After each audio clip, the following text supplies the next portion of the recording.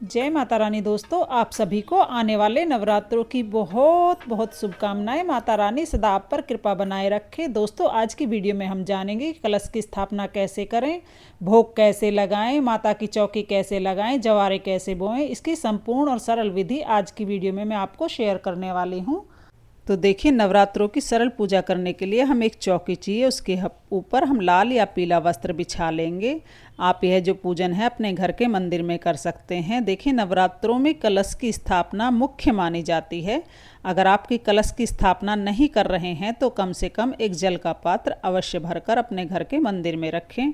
अब हम चौकी पर अक्षत की सहायता से अष्टदल कमल बना लेंगे। अगर आप अष्टदल कमल नहीं बना सकते हैं तो थोड़े से अक्षत अवश्य रख दीजिए। और अब आप एक कलश ले लीजिए, तांबे का या पीतल का या मिट्टी का या जो भी कलश आपके पास हो आप वो ले लीजिए। और उस कलश के गले में आप मोली बांध लीजिए, कंठ तक उसे जल से भर लीजिए, स्वास्तिक बना लीजिए, क्योंकि स्वास्तिक पे माता लक्ष्मी का वास होता है। तो उसमें थोड़ा सा गंगा जल, लौंग, इलायची, सिक्का, सुपारी और हल्दी की एक गांठ डाल लीजिए। अगर हल्दी की गांठ आपके पास नहीं है तो आप पिसी हुई एक चुटकी हल्दी भी डाल सकते हैं।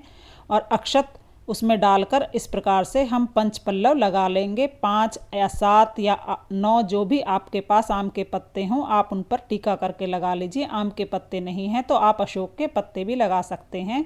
तो नारियल को इस प्रकार से रखिए कि नारियल का मुख पूजा करने वाले की तरफ हो, या फिर ऊपर की तरफ भी आप इस प्रकार से नारियल रख सकते हैं। इसके बाद हम अक्षत के ऊपर माता रानी को विराजमान करेंगे। जो भी फोटो या प्रतिमा मूर्ति आपके पास हो आप वो विराजमान करें। और उसी के साथ हमें गणेश जी की भी स्थापना करनी है। अक्षत के ऊपर हम गणेश जी की स्थापना करेंगे। और यहाँ पर देखिए, मैंने एक प्लेट ली है, प्लेट पर मैंने स्वास्तिक बना लिया है इस तरह से रोली से।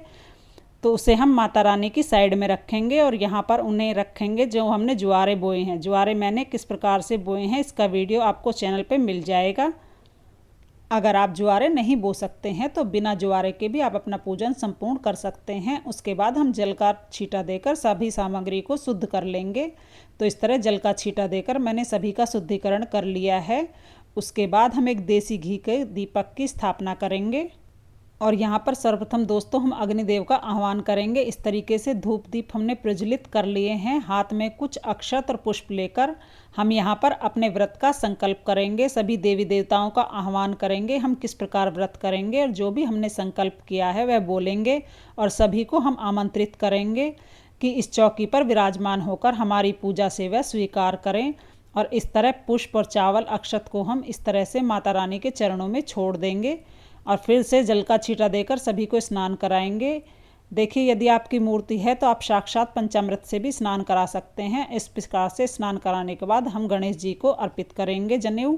और आप अगर आपके पास जनेऊ नहीं है तो आप कच्चा सूत भी अर्पित कर सकते हैं। लेकिन नवरात्रि के पहले दिन की पूजा विशेष होती है, इसलिए इस दिन आप गणेश जी को जनेऊ अवश्य समर्पित करें। उसके बाद हम गणेश जी को हल्दी कुमकुम से टीका करेंगे। गणेश जी के पुष्प प्रिय पुष्प गुड़हल का फूल आपको मिल जाए तो और भी अच्छा है, नहीं तो आप जो भी आप पुष्प आपके पास हो वह समर्पित करें। उसके बाद विशेष रूप से हो सके तो आप कलश की स्थापना जरूर करें, क्योंकि कलश में 33 कोटि देव देवताओं का निवास रहता है। यदि आपके पास माता रानी की मूर्ति तस्वीर नहीं है तो कोई बात नहीं, कलश का भी आप पूजन करके अपनी नवरात्रि का पूजन संपूर्ण कर सकते हैं। माता रानी का उसमें आह्वान कर सकते हैं। कलश को आप माता रानी का स्वरूप भी मान सकते हैं, उन्हें सजा सकते हैं माता रानी के रूप में। कलश पर हमने टीका करने के बाद कलश को भी कलावा समर्पित किया है और यहाँ पर मैं पुष्प समर्पित कर दिए हैं। माता रानी को हम टीका करेंगे और उनके जितने भी अस्त्र शस्त्र हैं सभी को टीका करेंगे, शेर को भी टीका करेंगे। और फिर माता रानी को सिंदूर अर्पित किया जाता है। इस तरह से आप 5 या 7 बार माता रानी को सिंदूर अर्पित करें। और जो सिंदूर आपकी उंगली में बच जाता है उस सिंदूर को आप अपनी चूड़ियों पर लगा सकते हैं, अपने माथे पे अवश्य रूप से लगा लीजिए। इस तरीके से माँ से सुहाग लिया जाता है। उसके बाद हम माँ को अक्षत समर्पित करेंगे। आप नवरात्रों में प्रथम दिन या किसी भी दिन माँ को सुहाग अर्पित कर सकते हैं। अष्टमी नवमी के दिन भी आप माता रानी को सुहाग की सामग्री अर्पित करते हैं। और इसके बाद हम उन्हें अर्पित करेंगे, धूप दीप दिखाएंगे। और ये जो ज्वारे खेतड़ी हमने बोई हैं इनका भी हम पूजन करेंगे।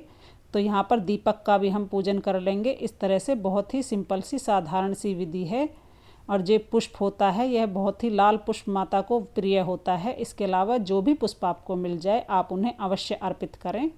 और इस तरीके से आप चौकी को फूलों से सजा लीजिए। और जो मुख्य रूप से इस दिन भोग लगाया जाता है वह चढ़ाया जाता है लौंग और बतासे का। इसके अलावा आप पंचमेवा या ऋतुफल जो भी आपके पास हो वो आप भोग प्रसाद में अर्पित कर सकते हैं, क्योंकि जो व्रत होते हैं वो फलाहारी होते हैं, तो जो भी फल आपको मिल जाए वो आप अर्पित कर दीजिए। इस प्रकार से यहाँ पर जो फल में मैंने सेब लिया है वह मैंने अर्पित कर दिया। इसके बाद मैं लौंग का जोड़े अर्पित कर रही हूँ, ज़्यादा कुछ नहीं, तो आप 2 लौंग के जोड़े अर्पित करें, इतना ही बहुत रहता है। फिर हम जल का भोग यहाँ पर अर्पित करेंगे। हो सके तो नवरात्रों की कथा यहाँ पर अवश्य रूप से सुने, हाथ में अक्षत और चावल लेकर आप नवरात्रों की कथा सुने। और नवरात्रों में हवन अवश्य रूप से किया जाता है, जिसे हम अघ्यारी कहते हैं, वह तो ज़रूर ही करनी चाहिए। बहुत छोटा सा हवन होता है, आप ज़रूर देखें। तो कपूर जला के हम गाय के गोबर के उपले को सुलगा लेते हैं, उसके ऊपर हम कपूर जलाकर अग्नि प्रज्वलित कर लेंगे। और फिर उसमें देखिए इस तरीके से हम गोले के टुकड़े ना हो तो आप कपूर के टुकड़े लगाकर उसमें आग लगा दीजिए। और इस तरह से आग लगाकर हम हवन करेंगे। इसके बाद माता रानी को लौंग के जोड़े अवश्य रूप से चढ़ाए जाते हैं। परिवार का प्रत्येक सदस्य लौंग के जोड़े अवश्य रूप से चढ़ाए। और इस प्रकार सभी को मिलजुल कर साथ में पूजा करनी चाहिए, घर में बहुत ही ज़्यादा शुभता आती है। तो लौंग को हम इस प्रकार से देखिए घी में डुबोकर माँ का मंत्र बोलते हुए ओम दुम दुर्गाय नमः या ओम ह्रीम क्लीम चामुंडाय विच्छे, इस प्रकार बोलते हुए आहुति देंगे। उसके बाद हम कपूर की आहुति देंगे। उसके बाद जो भी बतासे या भोग प्रसाद हमने चढ़ाया है उसकी आहुति हम अग्नि में समर्पित करेंगे। इसी के साथ इस तरीके से हम यहाँ पर सामग्री की भी आहुति दे देंगे और घी की भी साथ साथ आहुति देते रहेंगे ताकि अग्नि प्रज्वलित होती रहे। उसके बाद हम घी की आहुति बीच बीच में देते रहेंगे और सामग्री की आहुति भी देते रहेंगे। इस तरह हमें 5 या 7 बार आहुति देनी है। माँ के मंत्र बोलते हुए ये छोटा सा हवन होता है, तो इस तरह आप छोटा सा हवन अवश्य ही करें। तो इस तरह हवन करने के बाद हवन कुंड को हम थोड़ा साइड में रख देंगे। उसके बाद हम हो सके तो माता की रानी की आरती कपूर से करिए, कपूर से नहीं तो आप दीपक से भी आरती कर सकते हैं। तो इस प्रकार से बहुत ही सिंपल साधारण माता रानी का हमें पूजन अवश्य करना चाहिए। और यहाँ पर आप चाहें तो अखंड दीपक भी जला सकते हैं, नवग्रह की स्थापना भी कर सकते हैं। इसके बाद हम सभी की आरती करेंगे। उसके बाद हम सभी आरती लेंगे और आरती के ऊपर से यहाँ पे जल फेर देंगे। उसके बाद हम माता रानी से क्षमा याचना करेंगे। और दोस्तों ये है साधारण सी विधि। अगर आपको पसंद आई हो तो वीडियो को लाइक और चैनल को सब्सक्राइब अवश्य करिएगा। जय माता दी।